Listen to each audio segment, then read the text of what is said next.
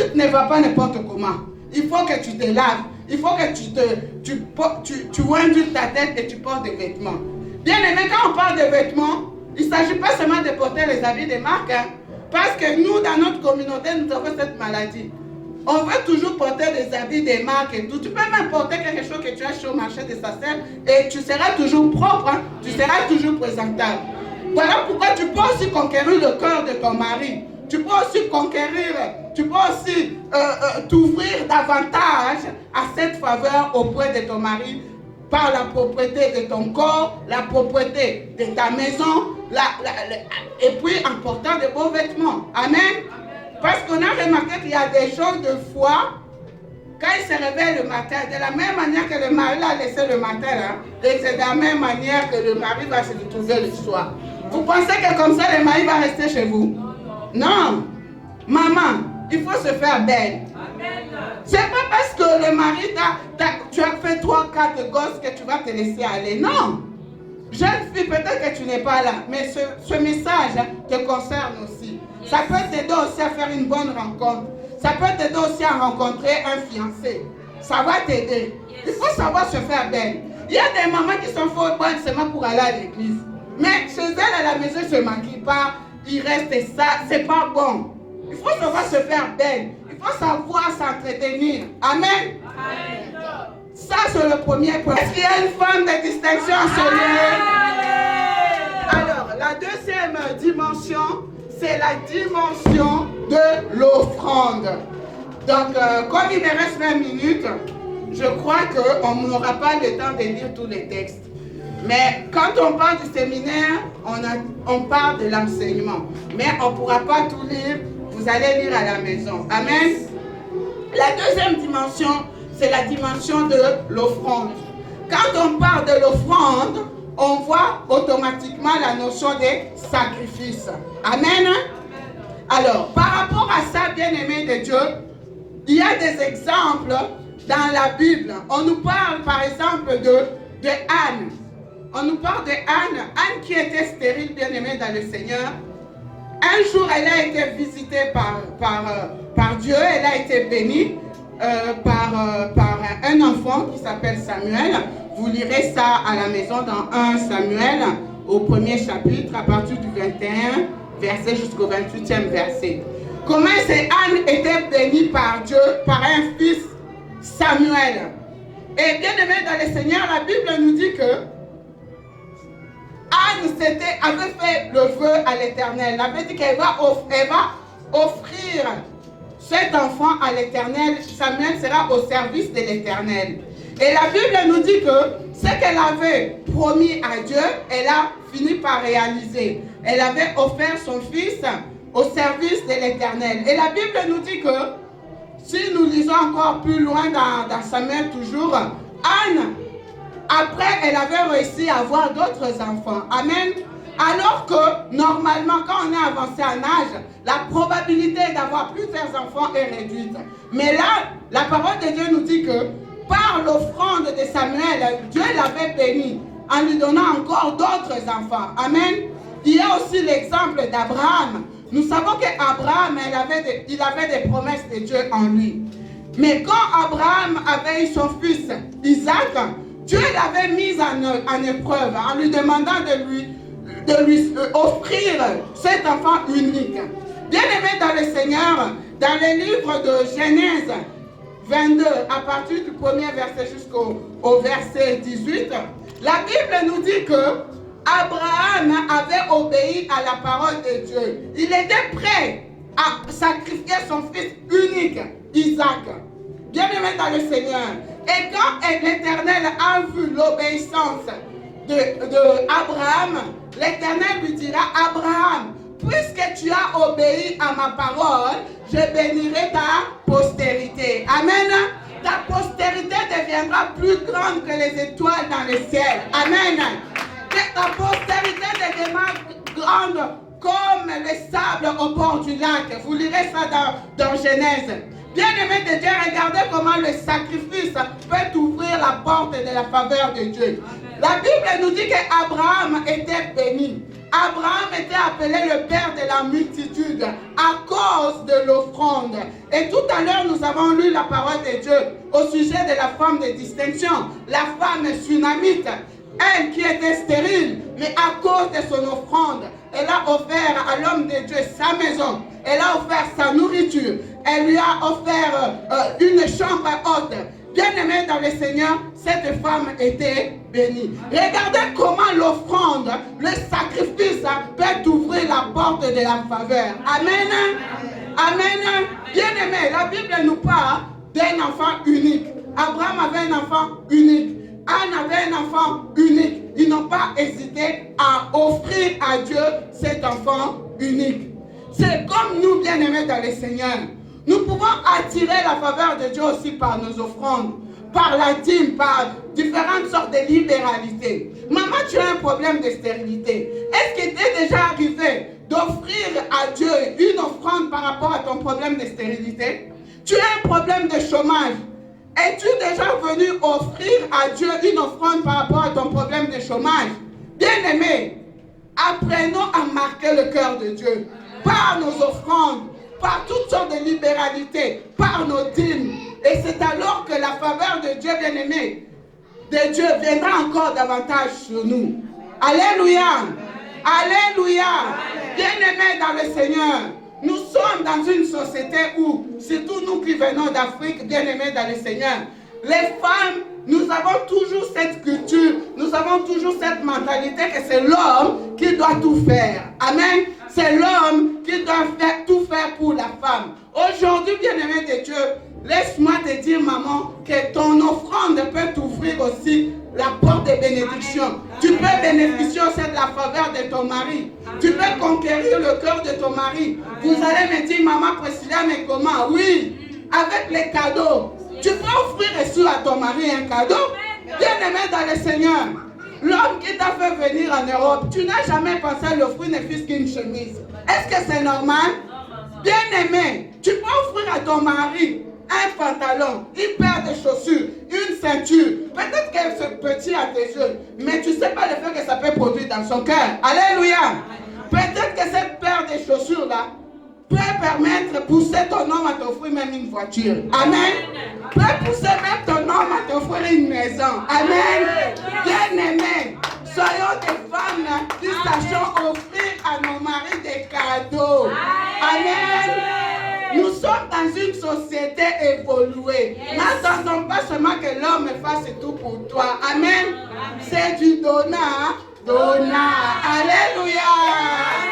Est-ce que je peux continuer? Est-ce que je peux continuer?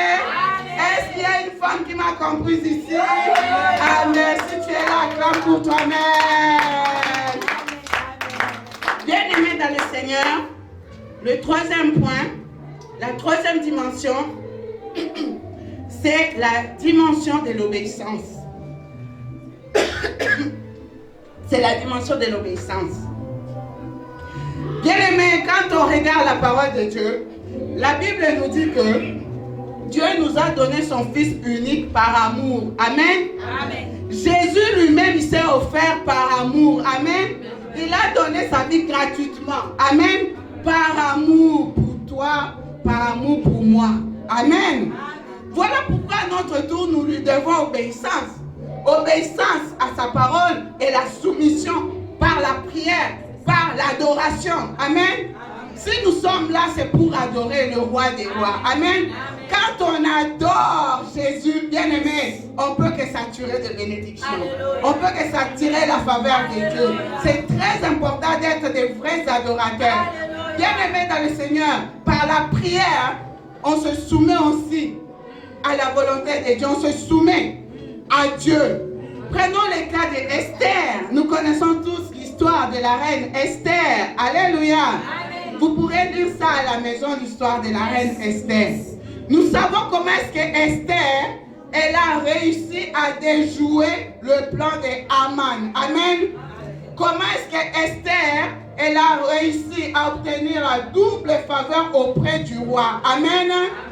Par la prière. Par la prière, pendant que Haman était en train de comploter comment exterminer le peuple juif. Bien-aimé, face à ce problème Esther a dit non, je dois m'agenouiller, on doit prier. Bien-aimé, on doit prier. Nous connaissons tous le jeûne qu'on appelle le jeûne d'Esther. On doit jeûner, on doit prier. Et la Bible nous dit que Esther avait réussi à obtenir la faveur auprès de son mari qui est le roi. Elle a réussi à sauver la vie de tout un peuple. Alléluia. Et ça ne s'était pas arrêté là. Elle avait réussi aussi à obtenir la faveur de pouvoir exterminer tous les ennemis du peuple juif. Double faveur. À cause de quoi? De la prière. À cause de la prière. À cause du jeûne. Alors pourquoi, maman, toi tu n'aimes pas jeûner? Quand à l'église on vous dit il faut qu'on jeûne, ah toi tu rentres chez toi à la maison, tu dis ah ça c'est l'affaire du prophète Gloire et de maman Nacha. Hein? Le jeûne bien-aimé peut attirer la faveur de Dieu dans ta vie. Amen. Amen. Il faut s'intéresser aux choses du royaume d'abord. Il faut s'intéresser aux choses spirituelles d'abord. Il faut s'intéresser aux choses de l'église d'abord. Alléluia. Bien-aimé, les exemples sont nombreux.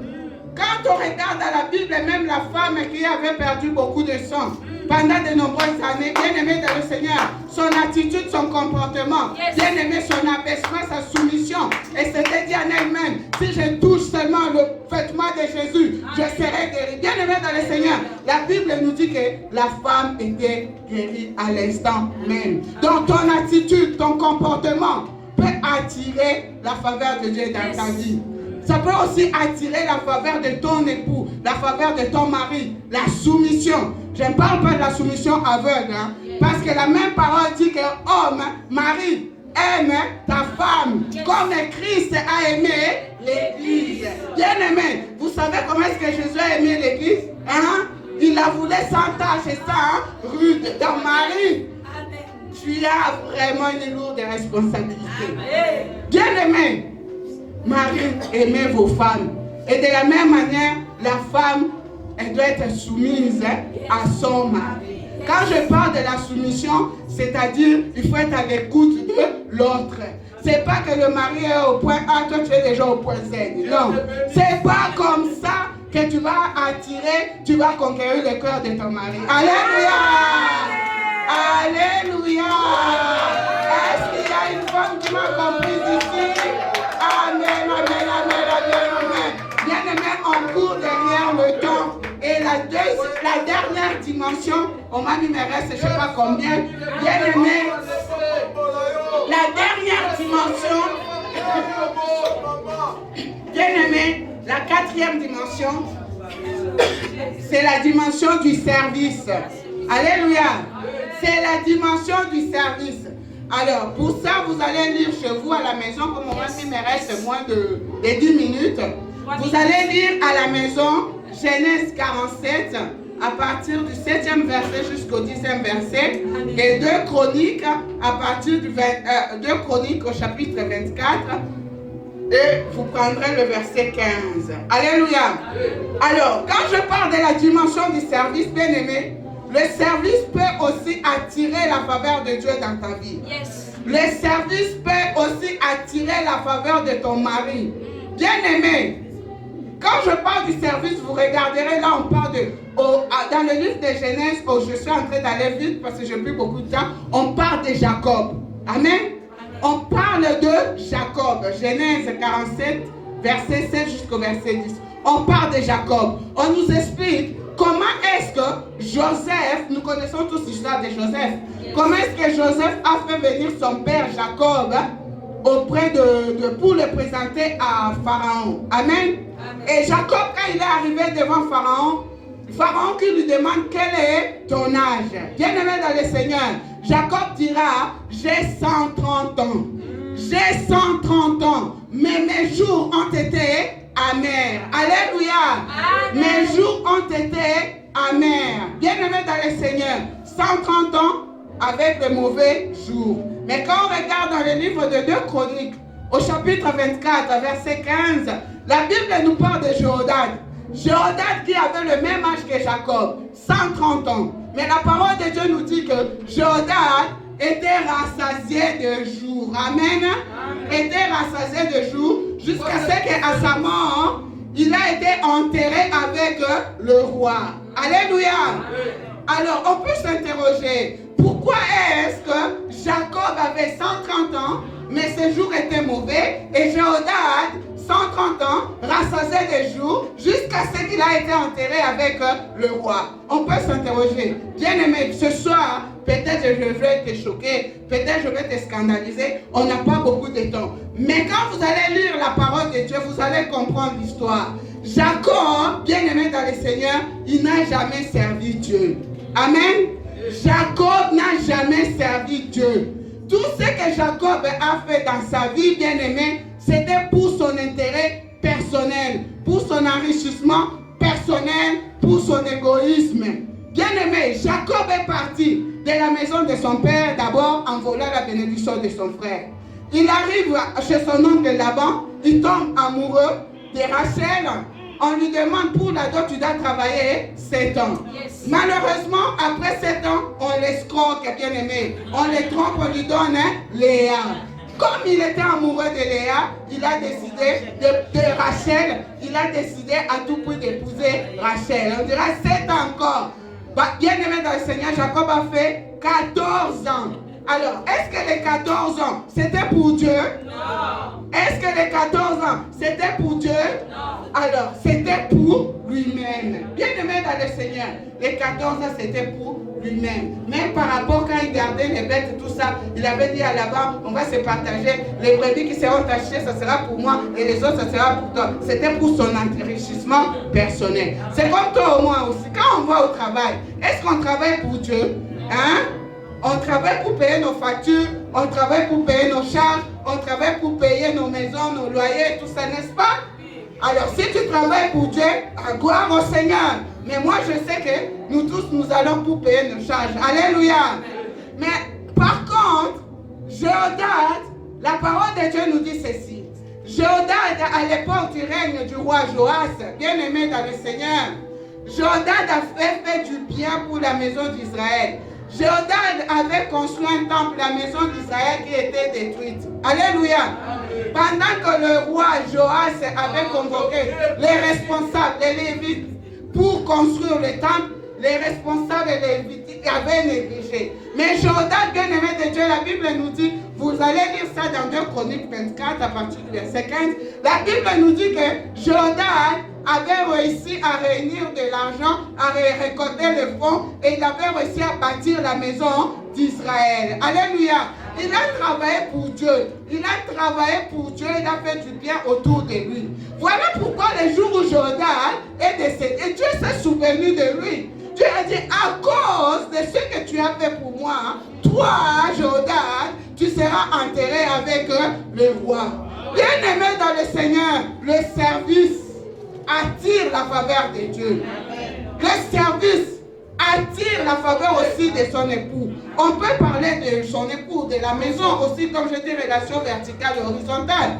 Rendons-nous service aussi à la maison. Rends service à ton mari dans la cuisine. Rends service à ton mari au salon. Rends service à ton mari même dans la chambre. Je vais te poser la question, maman, pourquoi toi tu dors avec un jogging? Hein? Alléluia! On va ouvrir les portraits aujourd'hui. Il s'agit d'un séminaire de maman. Amen.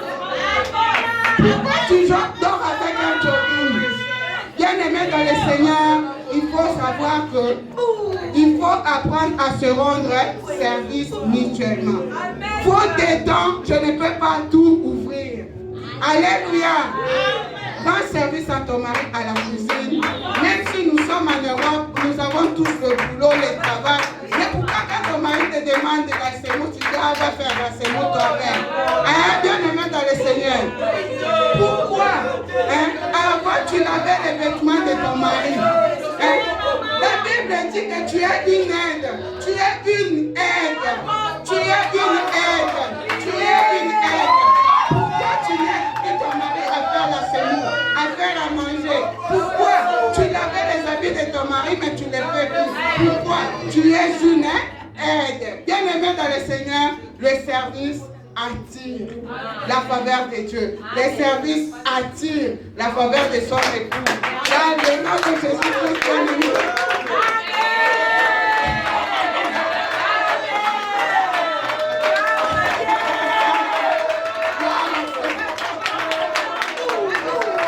Notre bénédiction est liée au service. C'est très important que nous puissions servir Dieu avec amour. Voilà ce que j'ai pu donner rapidement. Je n'ai pas pu aller plus loin, mais le Seigneur permettra que prochainement nous puissions à nouveau développer. En tout cas, merci beaucoup, que Dieu vous bénisse.